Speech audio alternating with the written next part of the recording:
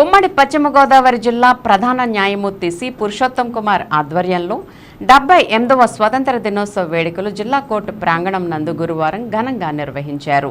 ముందుగా ఉమ్మడి పశ్చిమ గోదావరి జిల్లా ప్రధాన న్యాయమూర్తి పురుషోత్తం కుమార్ పోలీసుల గౌరవవందనం స్వీకరించి అనంతరం త్రివర్ణ పతాకాన్ని ఆవిష్కరించారు. ఈ సందర్భంగా ప్రధాన న్యాయమూర్తి పురుషోత్తం కుమార్ మాట్లాడుతూ కేసుల వివరాలను డిజిటల్ చేయడం జరిగిందని, తద్వారా సేవలను కక్షిదారుల చెంతకు చేరుతున్నాయని, దీనిని మరింత అభివృద్ధి చేయవలసిన ఆవశ్యకత ఉందని తెలియజేశారు. ముందుగా జాతిపిత మహాత్మా గాంధీ, డాక్టర్ బిఆర్ అంబేద్కర్ చిత్రపటాలకు జిల్లా జడ్జ్, న్యాయమూర్తులు, న్యాయవాదులు పూలమాలలు వేసి నివాళులర్పించారు.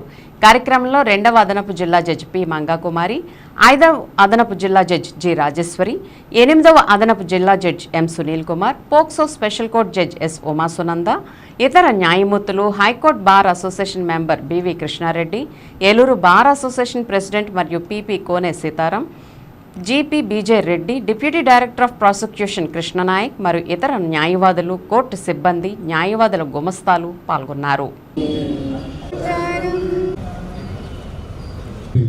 న్యాయమూర్తులు అందరూ కూడా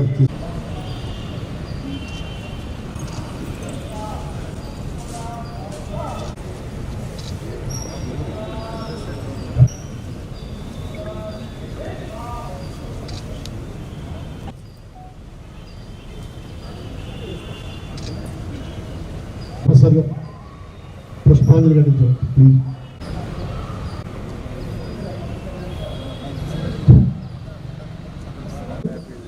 ప్రధాన జిల్లా న్యాయ